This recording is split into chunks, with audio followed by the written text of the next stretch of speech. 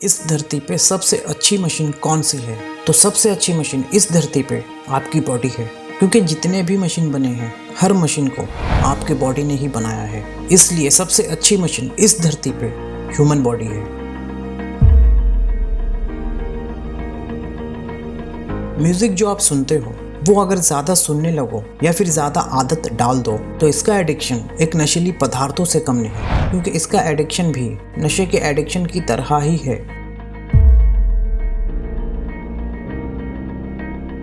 BMW ने एक car बनाया है और इस कार पे जो पेंट है वो पेंट या कलर दुनिया के सबसे डार्केस्ट मटेरियल से बनाया गया है। मतलब एक ऐसा कलर जिससे ज़्यादा डार्क कलर कोई और नहीं है। इस दुनिया में अगर सबसे ज़्यादा डार्क कलर है तो वो है इस मटेरियल का, और इस मटेरियल का नाम है वेंटा ब्लैक। और वेंटा ब्लैक के मटेरियल से इस कार को पेंट किया गया है। BMW का ये कार कुछ ऐसा दिखता है और ये इतना ब्लैक दिखता है कि आपको लगेगा ऐसी चीज़ तो एग्जिस्ट ही नहीं करता है। इस दुनिया में एक ऐसी टाइप की भी फिश होती है जिसे व्हाइट ड्रैगन किंग क्रॉन बेटा फिश कहा जाता है, और इसे दुनिया की सबसे कूल दिखने वाली फिश माना जाता है। इसके बॉडी पे एक वियर्ड सा डिज़ाइन बना हुआ होता है जिसको देखकर लगता ही नहीं है कि ये फिश है, और ये फिश रियल में एग्जिस्ट करता है हमारे समंदर में। कैसी कैसी चीज़ इस दुनिया में है।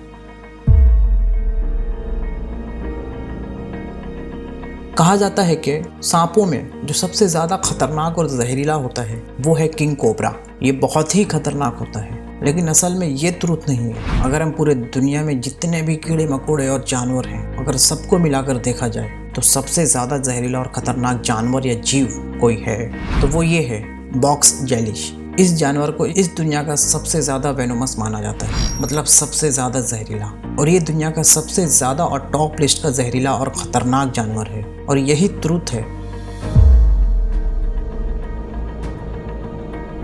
हार्पी ईगल नाम का एक ईगल है, चील है, और ये दुनिया का सबसे बड़ा चील है। इतना बड़ा है कि कभी कभी लोगों को लगता है कि ये इंसान है और इसने मेकअप किया हुआ है, पर ये असल में एक्चुअल में एक चील है।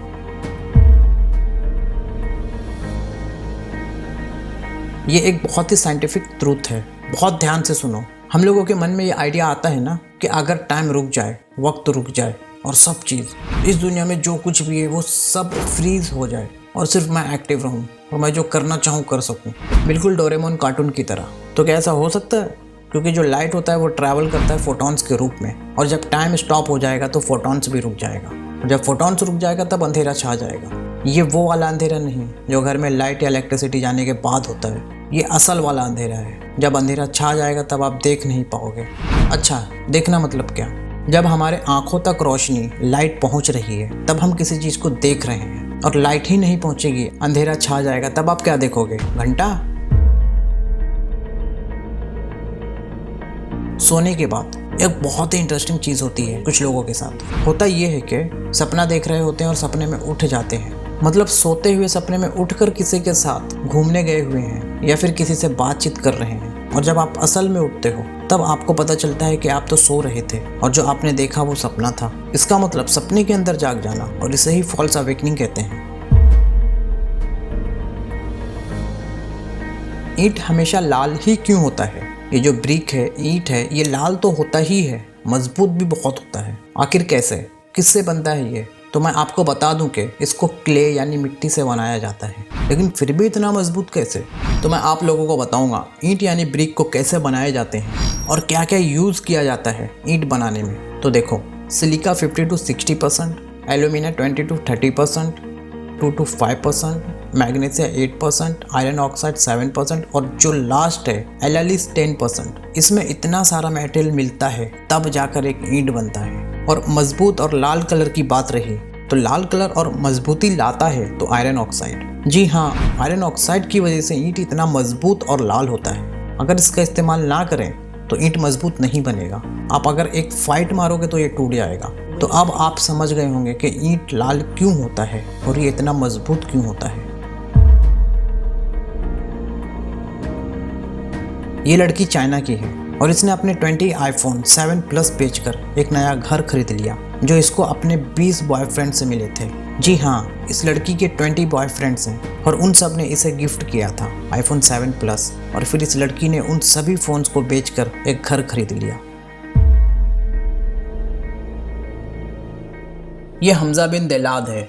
ये अल्जीरिया में 1988 में पैदा हुआ और ये टॉप 10 हैकर्स में से एक है। इसे लोग स्माइलिंग हैकर के नाम से भी जानते हैं। इस हमजा ने 217 कैपिटल बैंक्स को हैक करके 4000 मिलियन डॉलर बनाया। यानी इतने सारे रुपए बनाकर सारे रुपए अफ्रीका और फलस्तीन के गरीबों में बांट दिया। यहाँ तक कि इसने इसराइल गवर्नमेंट के वेबसाइट को भी हैक किया था और ना जाने कितने यूएसए, रसिया, बैंकॉक और यूरोप कंट्री के बैंक को भी हैक किया।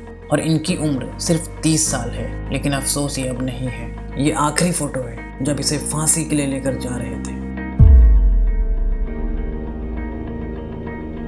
इस तस्वीर को देखिए। इस तस्वीर में आपको दो बच्ची, दो बेबीज नजर आएंगे जिनकी एज सेम है, स्टाइल सेम है और फेस भी सेम ही है। इस ब्लैक एंड व्हाइट तस्वीर को 1980 में लिया गया था और इस कलरफुल तस्वीर को 2014 में लिया गया था और ये दोनों आपस में माँ बेटी है। इस कलरफुल वाली बेबी ब्लैक एंड व्हाइट वाली बेबी की बेटी है।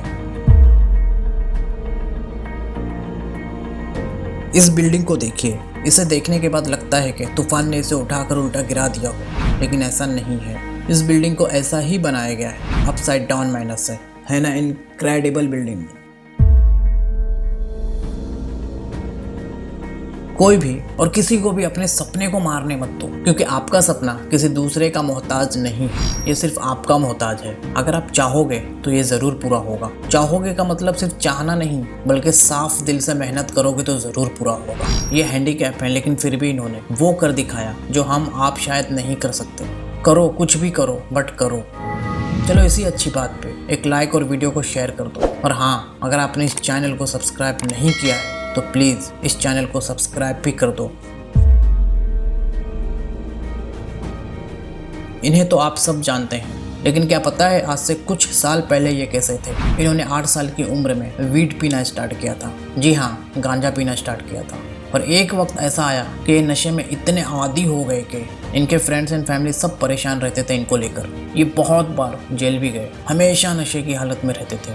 इन्होंने अपने करियर को लगभग बर्बाद ही कर दिया था और फिर एक दिन इन्होंने डिसीजन लिया कि अब जो हो गया है वो हो गया, अब नशा छोड़ना है और करियर बनाना है। और आज ये पूरे हॉलीवुड में सबसे सम्मानित पुरुषों में से एक है।